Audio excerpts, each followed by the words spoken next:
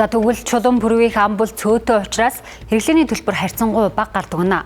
Гэвч ойрын өдрүүдэд цагаагаар сэрүүн байгаатай холбоотойгоор тэднийг 24 цагийн дулааны насоосоо залгаатай байлгаж байна. Үүний улмаас өрхийн цахилгааны төлбөр өмнөх жилийн 5 дугаар сард 25 мянган төгрөг гарсан бол энэ жил 85 мянган төгрөг гарчээ.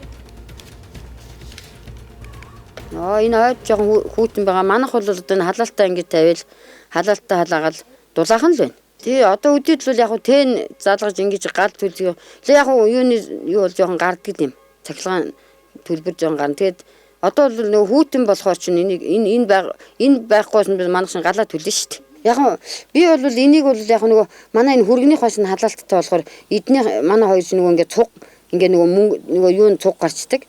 Төлөлт нь тэгэл ингэхээр чинь эднийх манайхыг бүр том чинь эднийхийг арай их гардаг байх гэдэг. Гэтэл манайх яг энийг тавьд мэдгэж байгаа юм чи хоёр гэр хоёулаа ингэж явах чинь 600 гарна гэдэг чинь тэгэл манай энд бол бас юу гэж яана л гэсэн үг байхгүй юу? Чулуун бүрийн амралтын өдрүүдээр ач зээ нар нэрж өнждөг.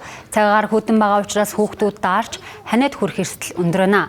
Иймээс эрчим хүчний хэмнэлттэй дулааны насоосоо 24 цаг залгаатай байлгаж 20 хэмээс болохгүй байгаа юм.